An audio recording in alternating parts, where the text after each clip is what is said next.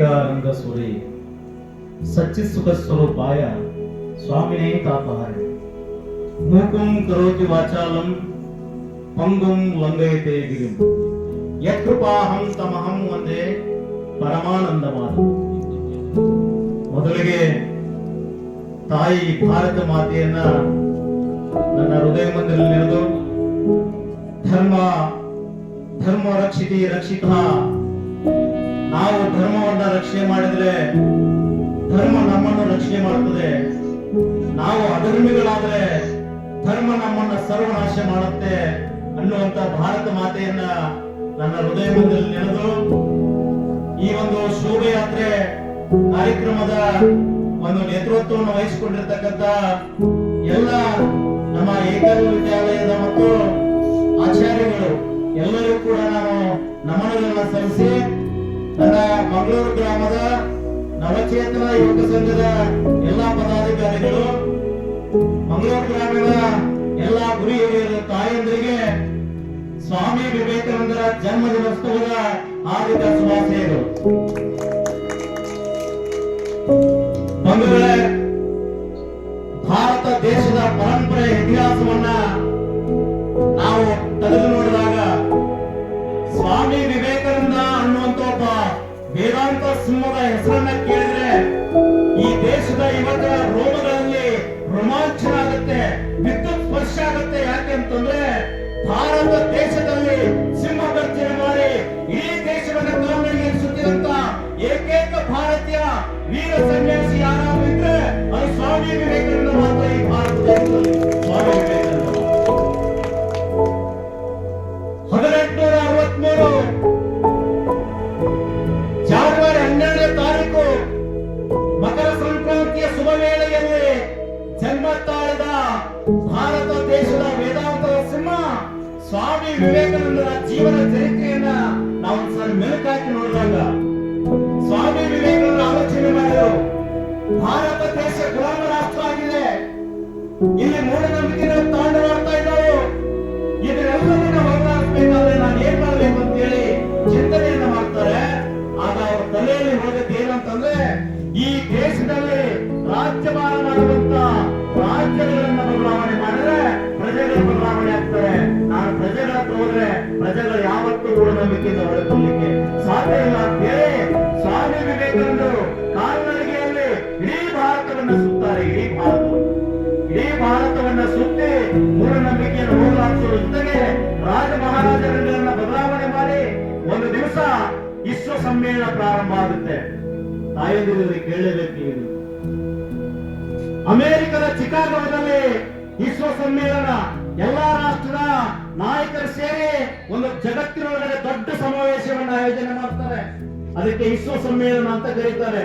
ಅಮೆರಿಕದ ಚಿಕಾಗೋದಲ್ಲಿ ಆ ಸಮಾವೇಶ ನಡೀತದೆ. ಭಾರತದ ಪ್ರತಿನಿಧಿಯಾಗಿ ಸ್ವಾಮಿ ವಿವೇಕಾನಂದರು ಅಮೆರಿಕಕ್ಕೆ ಹೋಗ್ತಾರೆ. ಸ್ವಾಮಿ ವಿವೇಕಾನಂದನ ಅಮೆರಿಕದಲ್ಲಿ ವೆಲ್ಕಮ್ ಮಾಡ್ಕೊಂಡಿದ್ದು ಯಾರು ಅಂತಂದ್ರೆ, ಸ್ವಾಗತವನ್ನ ಮಾಡ್ಕೊಂಡವ್ರು ಯಾರು ಅಂತಂದ್ರೆ, ಅಲ್ಲಿ ಯಾರೋ ಸ್ವಾಮಿ ವಿವೇಕಾನಂದನ ಕರೆಯಕ್ಕೆ ತಯಾರಿಲ್ಲ. ಒಬ್ಬ ಹೆಣ್ಣು ಮಗಳು ಸ್ವಾಮಿ ವಿವೇಕಾನಂದನ ಸ್ವಾಗತವನ್ನ ಮಾಡ್ಕೊಂಡು ತಮ್ಮ ಮನೆಯಲ್ಲಿ ಆಶ್ರಯವನ್ನು ಕೊಡ್ತಾರೆ. ಮಾರನೇ ದಿವಸ ಸಮ್ಮೇಳನ ಕಾರ್ಯಕ್ರಮ ಪ್ರಾರಂಭ ಆಗುತ್ತೆ. ಸಮಾವೇಶ ಅಮೆರಿಕದ ಚಿಕಾಗೋದಲ್ಲಿ. ಆ ಕಾರ್ಯಕ್ರಮಕ್ಕೆ ಸ್ವಾಮಿ ವಿವೇಕಾನಂದರು ಹೋಗ್ತಾರೆ. ಸ್ವಾಮಿ ವಿವೇಕಾನಂದರು ಹೆಂಗ್ ನೋಡ್ತಾ ಇದ್ರು ಅಂತಂದ್ರೆ, ಭಾರತ ದೇಶ ಅಂದ್ರೆ ಅವತ್ತು ಗುಲಾಮ ರಾಷ್ಟ್ರ ಆಗಿತ್ತು, ಬಹಳ ಕೀಳಾಗಿ ಕಾಣ್ತಾ ಇತ್ತು ಈ ದೇಶವನ್ನ. ಸ್ವಾಮಿ ವಿವೇಕಾನಂದರು ಯಾರು ಕೇರೆ ಮಾಡ್ತಾ ಇರಲಿಲ್ಲ. ಅಲ್ಲೆಲ್ಲ ಸಮ್ಮೇಳನ ಪ್ರಾರಂಭ ಆಗುತ್ತೆ. ಮೊದಲಿಗೆ ಎಲ್ಲಾ ರಾಷ್ಟ್ರದ ನಾಯಕರಿಗೆ ಮಾತನಾಡ್ಲಿಕ್ಕೆ ಕೊಡ್ತಾರೆ.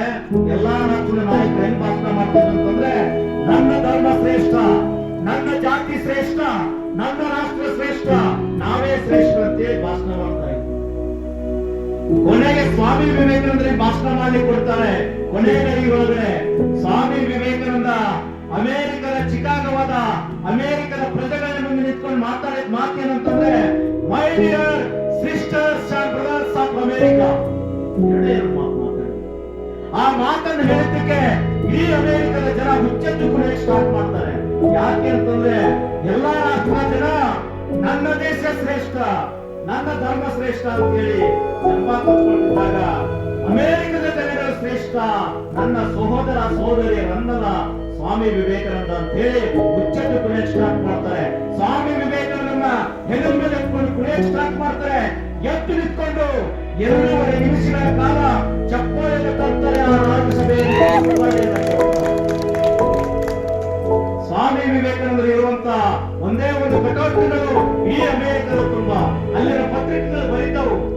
ಸ್ವಾಮಿ ವಿವೇಕಾನಂದರ ಬಗ್ಗೆ ಅಮೆರಿಕದ ಶ್ರೇಷ್ಠ ಪತ್ರಿಕೆಗಳು ಬರೀತಾವು. ಕೊಲಂಬಸ್ ಅನ್ನುವಂತ ವ್ಯಕ್ತಿ ಅಮೆರಿಕದ ಮಣ್ಣನ್ನು ಮಾತ್ರ ಕಂಡಿಲ್ಲ, ಭಾರತ ದೇಶದಿಂದ ಬಂದಿರುವಂತ ಈ ವೀರ ಸನ್ಯಾಸಿ ಅಮೆರಿಕದ ಜನಗಳ ಹೃದಯವನ್ನೇ ಗೆದ್ಬಿಟ್ಟ ಅಂತೇಳಿ ಅಲ್ಲಿಯ ಪತ್ರಿಕೆಗಳು ಬರೀತಾವು. ಒಂದು ದಿವಸ ಅಲ್ಲಲ್ಲಿ ಸಭೆಗಳು ನಡೀತಾ ಇರ್ತವೆ ಅಮೆರಿಕದಲ್ಲಿ. ಒಬ್ಬ ಸುಂದರವಾದ ಹೆಣ್ಮಗಳು, ಅಮೆರಿಕದ ಸುಂದರವಾದ ಹೆಣ್ಮಗಳು ಸ್ವಾಮಿ ವಿವೇಕಾನಂದರ ಬಳಿ ಓಡಿ ಬರ್ತಾರೆ. ಓಡಿ ಬಂದು ಏನ್ ಹೇಳ್ತಾರೆ ಅಂತಂದ್ರೆ, Swamiji I want to marry me, ನಾನು ನಿಮ್ಮನ್ನು ಮದುವೆ ಆಗ್ಬೇಕು ಅಂತಾರೆ. ನೋಡಿ, ನಮ್ಮ ದೇಶದಲ್ಲಿ ಸ್ವಾಮೀಜಿನ ಕಾವಿ ಹಾಕೊಂಡ್ರೆ ಸಾಯಿಗಳು ಕಾಲ ಮುಟ್ಟ ಕೂಡ ಎದುರ್ತಾರೆ. ಆದ್ರೆ ಅಮೆರಿಕದ ಆ ಹುಡುಗಿ ಸ್ವಾಮಿ ವಿವೇಕಾನಂದರ ಬಳಿ ಬಂದು ನಿಮ್ಮನ್ನು ಮದುವೆ ಮಾಡ್ಕೊಳ್ಬೇಕು ಅಂತ ಕೇಳ್ತಾರೆ. ಆಗ ಸ್ವಾಮಿ ವಿವೇಕಾನಂದ ಏನ್ ಹೇಳ್ತಾರೆ ಅಂತಂದ್ರೆ, ಯಾಕಮ್ಮ ನನ್ನನ್ನೇ ನೀನ್ ಯಾಕೆ ಮದುವೆ ಮಾಡ್ಕೊಳ್ಬೇಕು ಅಂತ ಕೇಳಿದಾಗ ಆ ಹೆಣ್ಮಗಳು ಹೇಳ್ತಾರೆ, ಸ್ವಾಮೀಜಿ ನಿಮ್ಮಂತ ಅಪಾರವಾದಂತ ಜ್ಞಾನ ಇರುವಂತ, ಜ್ಞಾನ ಸಂಪತ್ತನ್ನು ಹೊಂದಿರುವಂತ ವ್ಯಕ್ತಿ, ಸದೃಢವಾಗಿರ್ತಕ್ಕಂಥ ಶರೀರ ಇರುವಂತ, ಉಕ್ಕಿನ ಶರೀರ ಇರುವಂತ ವ್ಯಕ್ತಿ, ಸುಂದರವಾಗಿರುವಂತ ಈ ದೇಹವನ್ನು ನೋಡಿ ನನಗೆ ನಿನ್ನಂತ ಒಬ್ಬ ಜ್ಞಾನವಂತ ಮಗು ಬೇಕಾಗಿದೆ ಸ್ವಾಮೀಜಿ, ಅದಕ್ಕೆ ನಾನು ನಿಮ್ಮನ್ನು ಮದುವೆ ಆಗ್ಬೇಕು. ಪಾಪ ಸ್ವಾಮಿ ವಿವೇಕಾನಂದರು ಕೋಪ ಮಾಡ್ಕೊಳ್ಳಿಲ್ಲ. ಆ ಹುಡುಗಿಯ ಮುಗ್ಧತೆಯನ್ನು ನೋಡಿ ಅವರಿಗೆ ಪಾಪ ಅನಿಸ್ತು. ನೋಡಮ್ಮ, ನನಗೆ ನಿನಗೆ ಮದುವೆ ಆಗಿ ಆ ಮಗು ಹುಟ್ಟಿ ಜಗತ್ತಿನಾದಂತ ಸುತ್ತಿ ಇಷ್ಟು ದೊಡ್ಡ ಹೆಸರು ಮಾಡ್ಬೇಕಾದ್ರೆ ನೀನು 70 ವರ್ಷದ ಮುದುಕಿ ಆಗಿರ್ತೀಯ. ಅಲ್ಲಿವರೆಗೆ ಯಾಕೆ ಕಾಯ್ತೀಯ? ಒಂದು ಕೆಲಸ ಮಾಡು, ಈ ಕ್ಷಣದಿಂದಲೇ ನಾನು ನಿನ್ನ ಕೈ ಜೋಡಿಸಿ ಅಮ್ಮ ಅಂತ ಕರಿತೀನಿ, ನನ್ನನ್ನು ಮಗ